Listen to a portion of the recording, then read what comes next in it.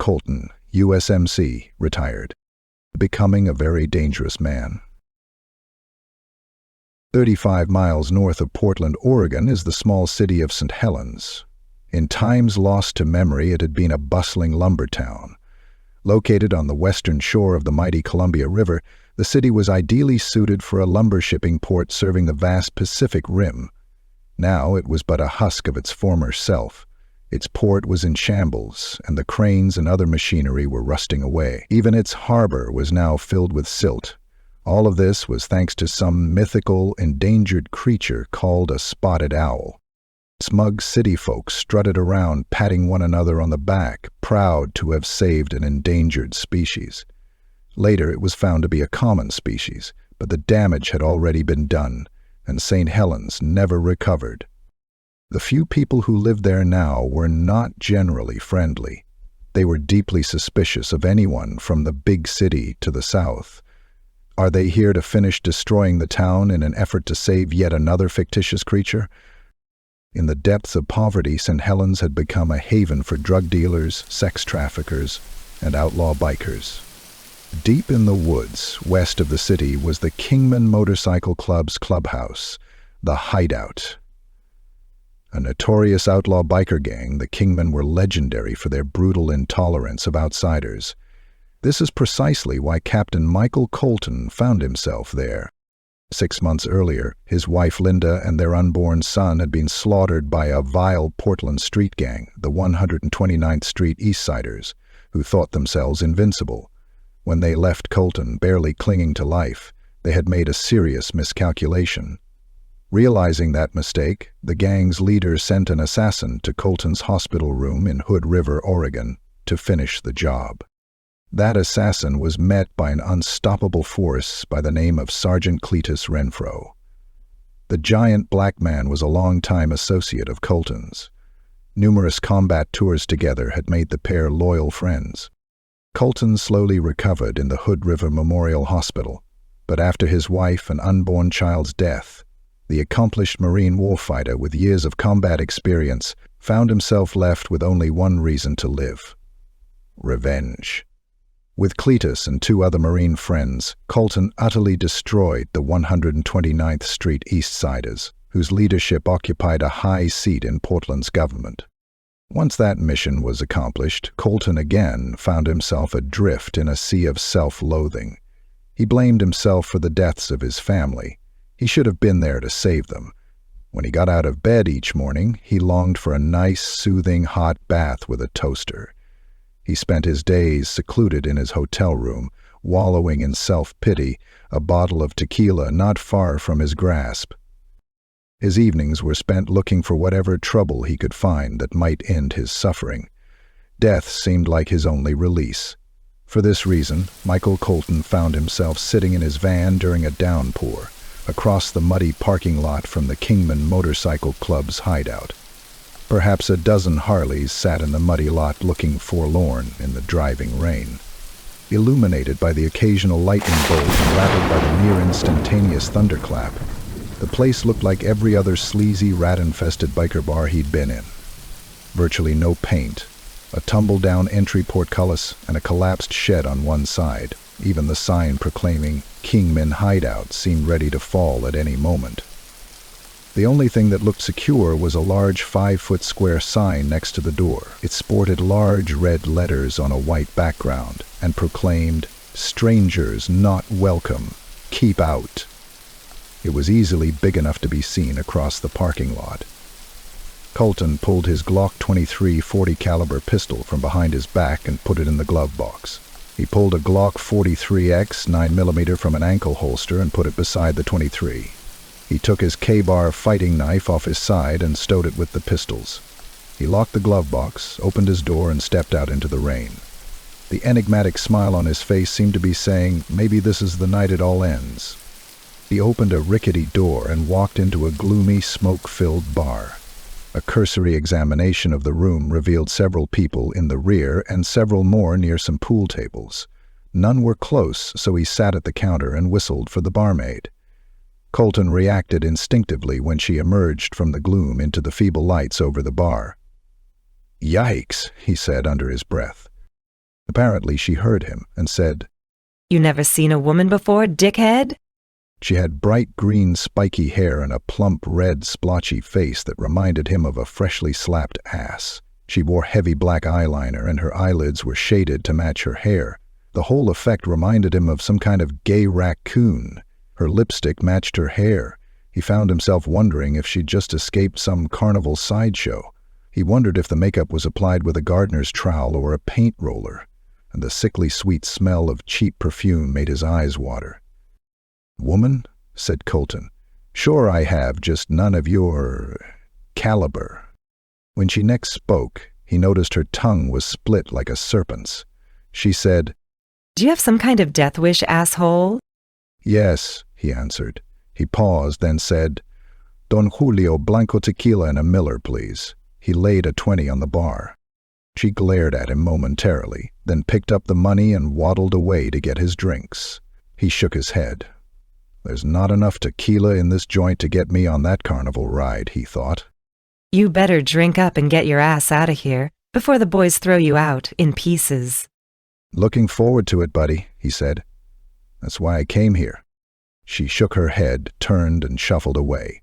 Colton drank his tequila shot and followed it with a drink of his beer. He noticed the growing stench of an unwashed body. He turned on his bar stool to see a biker standing 4 feet away.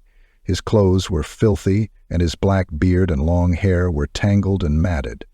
He looked to be about 6 feet tall, but it was hard to be precise in the faint light. He was heavily built, and even in the gloom of the smoky room, Colton could see the outright hatred painted on his pinched face. "You too stupid to read the sign out front, shithead. We don't like strangers here." He had a deep voice, Darth Vader deep. "Damn it," said Colton. "I thought that sign was an invitation to come in and play." "Oh, you want to play?" "I do," said Colton. He looked the guy up and down, then said, "You the tough guy here?" "Yeah, but you need to earn a shot at me. I don't waste my time on amateurs." He looked behind him and hollered, "Blue, get your ass up here." Out of the darkness behind him walked a man-mountain. A light-skinned black man. Blue was about 6 feet 8 inches tall and every bit of 350 pounds. He was barrel-chested with tree stumps for legs. His hands looked like 2 outsized catcher's mitts, and his arms were easily as big as most men's legs. He had a small, bald head with a long black beard. His face seemed utterly devoid of intelligence, and his eyes reflected red in the light from the bar. Colton pushed away from the bar and stood. "Beat his ass, Blue." The big man stepped into a straight right that landed flush on his chin. It drove him to his knees. Colton spun to his right and powered the heel of his heavy combat boot onto the brute's temple. Blue fell to his side, lay still, and drew slobbery, ragged breaths. "Next," said Colton. "That was pure luck, dumbass." "If you say so, pussnuts." "I do." He turned and yelled. "Roger, Billy, get up here." 2 men strode into the light, built like middleweights. Both wore biker jackets and club cuts. They looked like they could be twins. Each was 5 foot 11 inches and around 170 pounds, with long blonde hair and matching beards. Handles, Colton called them. He liked handles. How do you tell them apart? By smell? "Hurt 'em, boys." One guy stepped forward while pulling his coat back to take it off. Colton drove his right foot up under the man's chin, snapping his head back. The biker fell over, flat on his back, arms locked and reaching for the sky. His partner yelled, "That wasn't fair." "If you find yourself in a fair fight, your tactics suck," Colton told him. He stepped forward and drove a vicious left-right-left combination into the center of the guy's face. The man stood, weaving in place, eyes glazed. Colton spun on his right leg and drove his left heel into the side of the man's face. The guy hit the floor hard like a sack of dried cement. Colton walked over and looked into the first biker's face from 6 inches away. He said, "You got any better soldiers back there? This bunch was pretty pathetic." "Angus?" the biker called out. A medium-sized man walked up. He displayed none of the stupid the earlier man exuded. He stared at Colton with cold blue eyes. He squatted down, spun, and swept Colton's legs from under him. The Marine rolled over his right shoulder, leapt to his feet, and spun a right-foot helicopter kick at the man. Angus blocked the boot with his forearm, but it drove him back. Colton switched direction and threw a quick left-foot helicopter kick at the man's head. Caught off guard, Angus took the boot flush on the side of his face. He went down and lay still. "Well, aren't you the talented asshole?" said the original smelly biker. "You gonna bore me to death, or are we gonna play?" The biker threw a quick right fist. Colton brushed it aside, and as the man leaned past him, encircled his neck in a textbook Marine chokehold. He took the man to the floor on his face and cut off his air supply. He watched the man's ears go from a healthy pink to a sickly shade of gray. After 2 minutes, he let go and stood. Colton turned to see the barmaid pointing a 12-gauge shotgun at him. She racked the weapon as Colton walked up to her. She aimed it at his face and said, "Don't move, asshole." Colton pressed forward until the muzzle rested against his forehead. "Pull the trigger." You're crazy. "Yeah, lots of people say that." Get out. She screamed. "Pull the trigger, you freak." She shrank back, lowering the weapon. Damn lunatic. "That's the nicest thing anyone said to me all day, buddy." He grabbed the shotgun barrel and jerked it from the barmaid's hands. He racked the slide 7 times until the last shot shell clattered to the floor. He held the barrel and swung the shotgun down on the edge of the bar. It split in 2. He looked at the bar thing and said, "Bye now." He left the bar, got in his van, and turned for home. Life in a motel was chaotic at best. He had barely fallen asleep when a car drove up outside. He glanced at the clock. It was a little after midnight. He rolled to his side, hoping sleep would return. He was wrong. Whoever was driving the car went to the room next to Colton's and began beating on the door. "Let me in, Sylvia." Go away, Roger. A crash resonated in his room as Roger Sanchez smashed through the door. Sylvia screamed. Colton could hear the man slapping her as she begged him to stop. When a child started crying, Colton stood, got dressed, and entered the room next to his. Roger had Sylvia by the throat and was strangling her. A small child was beating on his back. He turned and kicked the girl to the floor. That's when he saw Colton. "Get out, this ain't none of your business, puto." Roger was around 5 feet 9 inches tall. His acne-scarred face looked like it had seen many hours of testing meat tenderizers. He glared at Colton through dull brown eyes. "I'm making it my business," said Colton. "You better leave now, gringo, before I hurt you." "You know, before I saw you kick that child, I might have just let you walk out of here. But any coward who can abuse a child like that doesn't deserve any sympathy from me, so I'm gonna hurt you some before you leave." Roger released Sylvia and turned to Colton. He reached behind his back, pulled a stiletto, and held it up for Colton to see. Long and thin, it had a sharply pointed tip. "You can live to see another day if you leave now, gringo." Colton laughed, then said, "I don't give a shit, asshole. I've been dead for a long time now." Roger lunged, his blade thrust out in front. It passed 2 inches to the right of Colton's throat. He turned on his right leg and drove his right elbow into the back of Roger's head as he passed. The brute hit the ground hard, knife skittering across the floor to stop against the far wall. Colton walked over and picked up the stiletto. He tossed it back to Roger and said, "You better hang on to this, punk. You're going to need it." "You're loco, gringo." "That's a fact, Jack," said Colton. "Now get the hell up and let's finish this. I got shit to do." Roger snatched the knife, leapt up, and charged Colton again. He didn't learn from his earlier mistake. Poor tactics seemed to feed on themselves in this guy. Colton turned his back to Roger. He squatted and let the man's blade pass over his right shoulder. He grabbed his assailant's wrist and turned it so the palm faced upward. He moved so the man's elbow directly rested on his shoulder. He pulled down hard, flexing the elbow 90 degrees in the opposite direction that it was meant to bend. Roger screamed, a guttural, agonized scream. Colton pushed him away. The man stood in front of him, his arm hanging at a grotesque angle. Colton smiled, then said, "If you ever bother Sylvia again, I'll kill you. Are we clear?"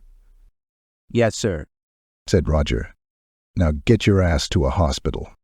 When the man was gone, Sylvia said, Thank you, mister. "The asshole woke me up. I don't like that. And I don't like people who hurt women and children." Colton smiled at the child. She smiled back, a twinkle in her eyes. Colton stood for a moment, then turned and walked out the door into a dark, stormy night. He hopped in his van and headed up to Hood River to the east. With little chance of sleeping, he decided to drive the 60 miles and visit his wife's grave. It was around 2 a.m. when Colton turned into Hood River Cemetery, where Linda was buried. Her white marble tombstone glittered in the feeble moonlight. She rested in a pair of graves, side by side, one reserved for Colton when the time came. The tombstone was wide enough for 2 graves. On one side was her name, Lieutenant Linda Collins Colton, USN, followed by her date of birth and death. On the other side was Colton's name, date of birth, and the USMC globe and anchor, which were carved into the stone. No death date was listed as of yet, but Colton hoped to remedy that in the very near future. Without her and their unborn child, Colton struggled to find a reason to go on. His life had no purpose. His days were filled with misery, and he spent his nights taking insane chances in the hopes of finding release. Gangbanger clubhouses and biker bars were his haunts, but he struggled to find anyone capable of ending his misery. The Marines had trained him well. For some reason, Colton couldn't get the vision of Sylvia's child out of his mind. Her smile and the twinkle in her eyes touched him in a way very little had in recent times. He sat on Linda's grave, his back to the tombstone. In the distance, the lights on the church bravely tried to fight off the night.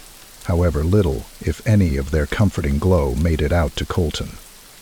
What little light did make it to him danced in the tree branches and fought against the onslaught of raindrops. The driving rain pelted his face and a brisk wind chilled the air. Lost in thought, he was oblivious to all this. He raised a half-empty gallon of Don Julio Blanco tequila to his lips and took a long pull. If the fiery liquid burned his throat, he didn't notice. He caressed the Glock in his right hand. He knew it was just a tool, but saw it as his only friend on this dreary night. The first day he met Linda was not a day he was proud of. She was a psychiatrist in the San Diego Naval Hospital. She was young, black, and newly assigned to his case. He'd treated her badly, doing his best to drive her away. The same as he had done with the nearly dozen doctors who had preceded her. But she was tenacious.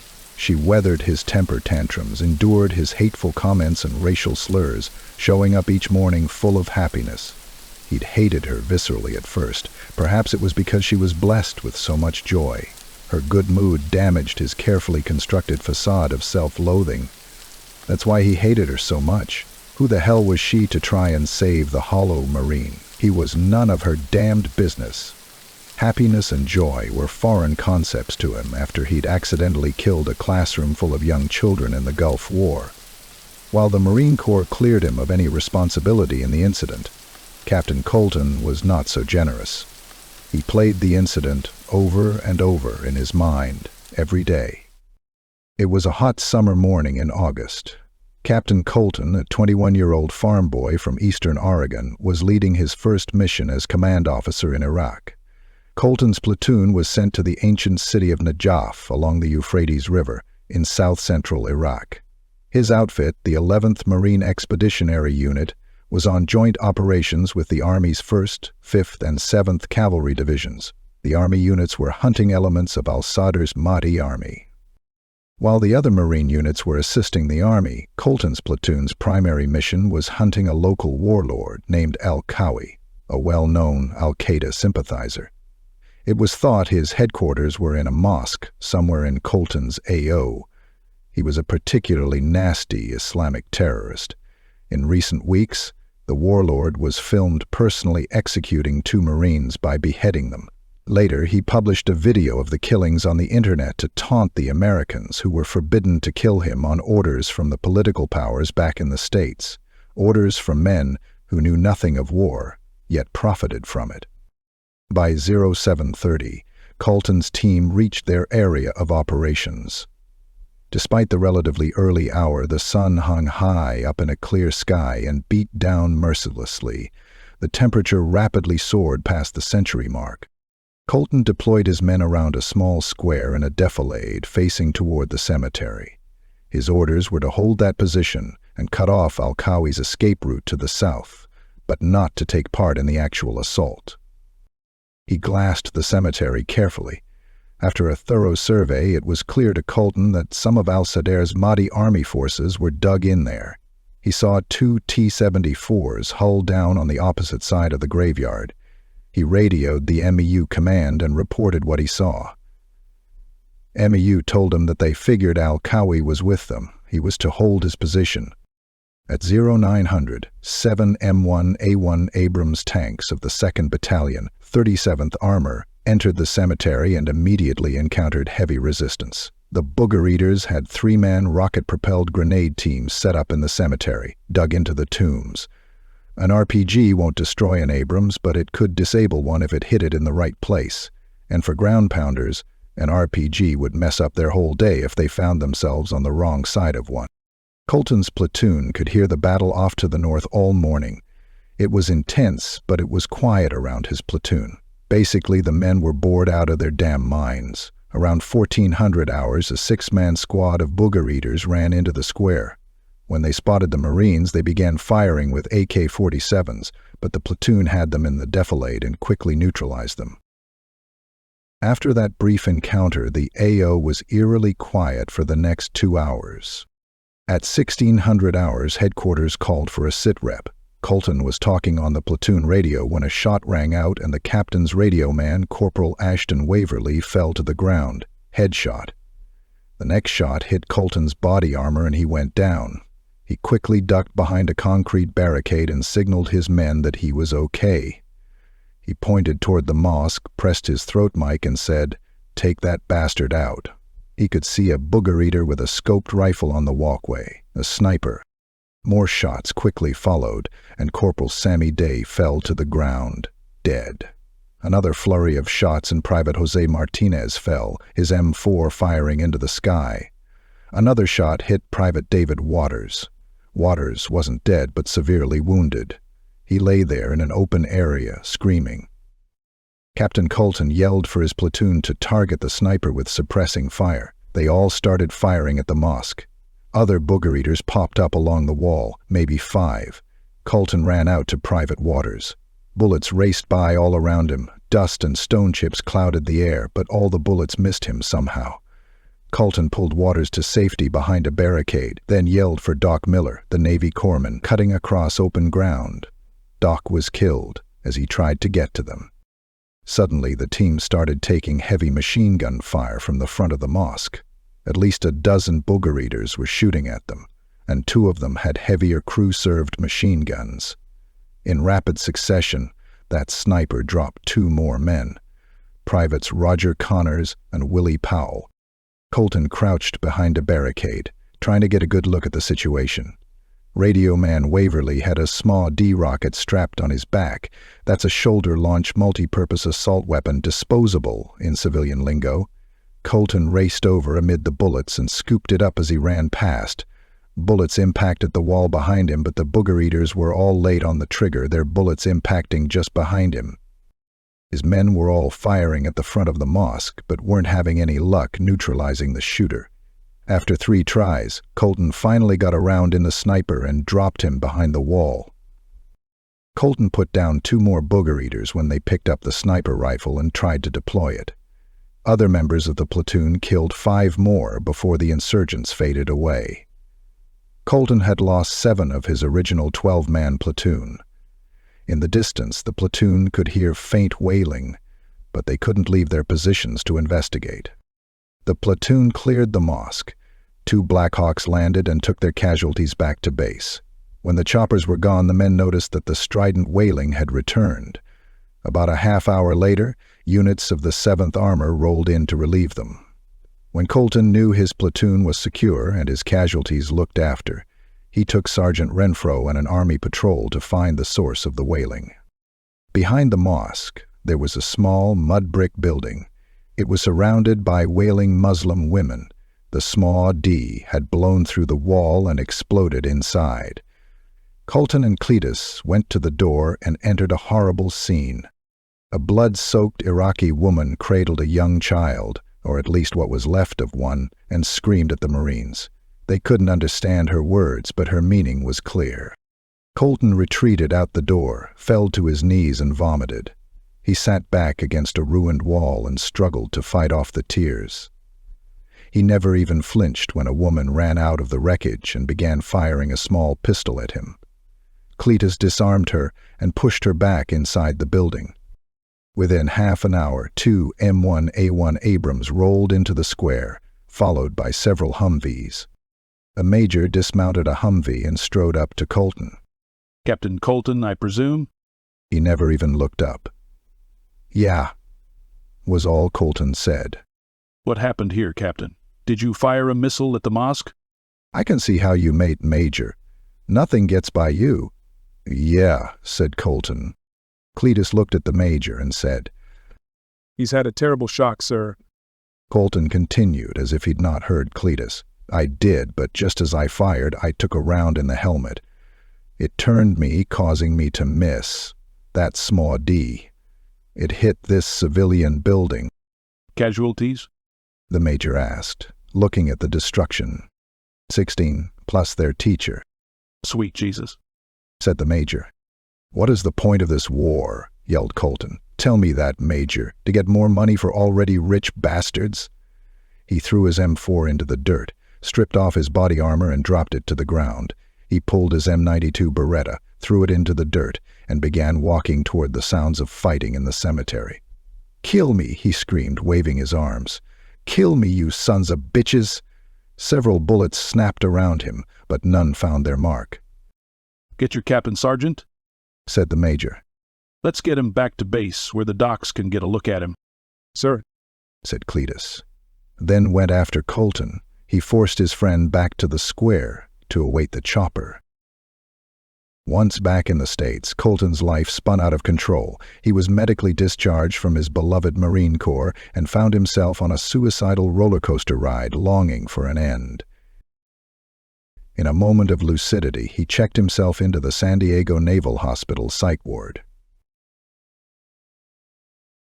Colton took a long pull on the tequila, then set it on the ground next to him. He took his Glock 23 and put the muzzle to his temple. He took up the slack in the trigger mechanism. "See you soon, my loves." A voice startled him. "Are you okay, Mr. Colton?" He looked up to see a tall, thin, white-haired man looking down at him. The man seemed ancient, like time itself. Even his clothes looked as if they belonged in another century.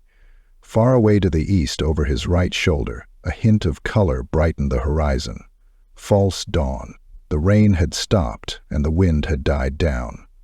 Colton studied the man's craggy face, mostly concealed behind a flowing white beard. "Who the hell are you?" Colton snapped.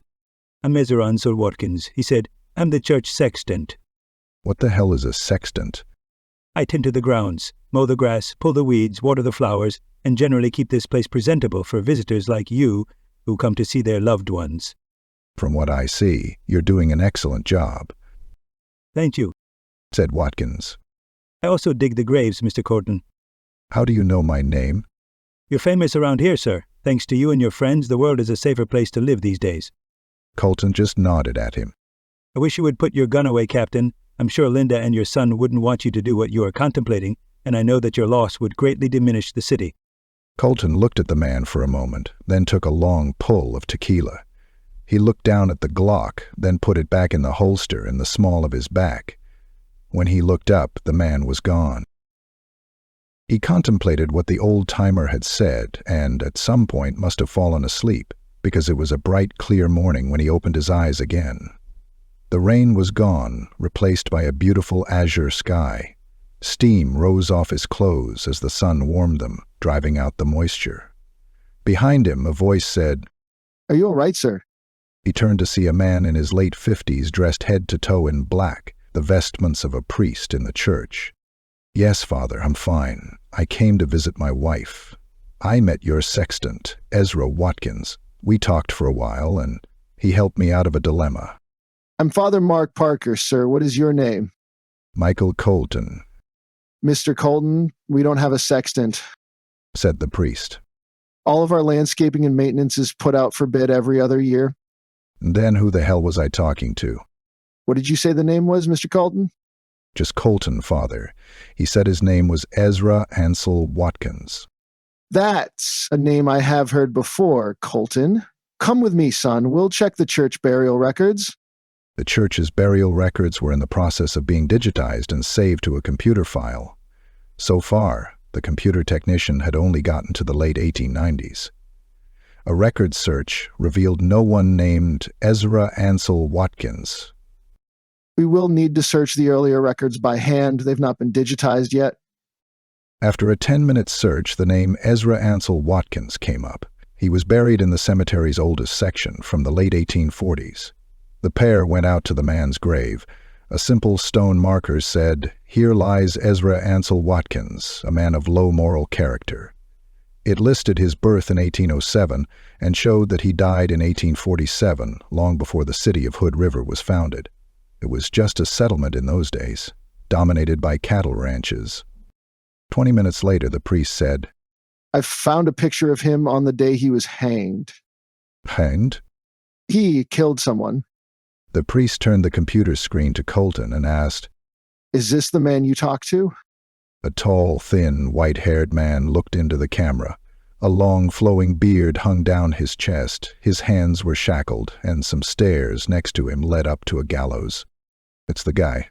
"After his death, the church granted his wife an annulment since they were childless. Her family was from Sherman County, out east of the Dalles. She moved back home.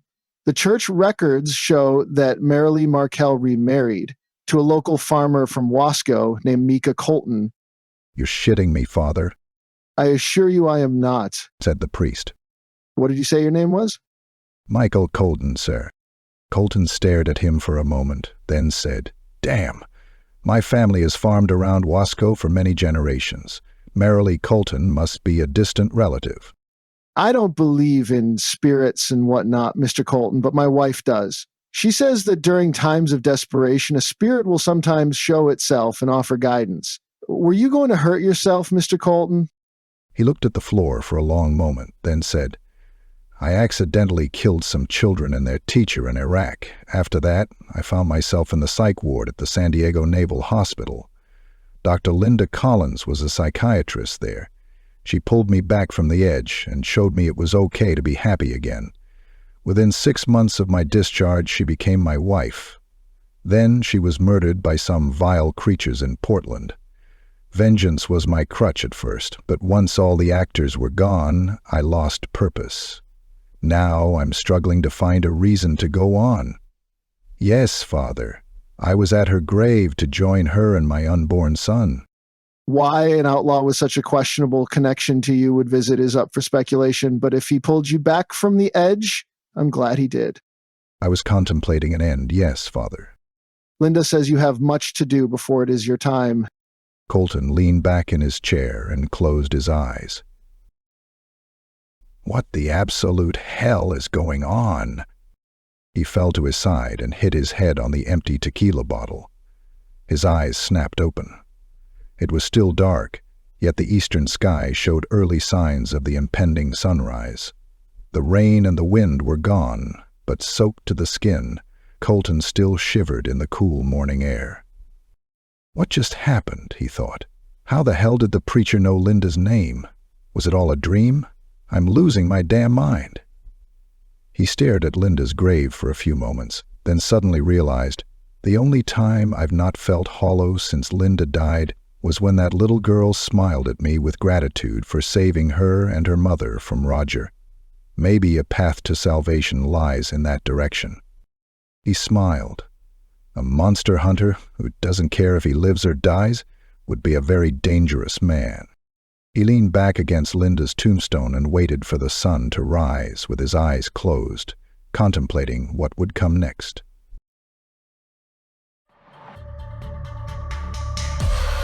Remain calm and wait for further instructions.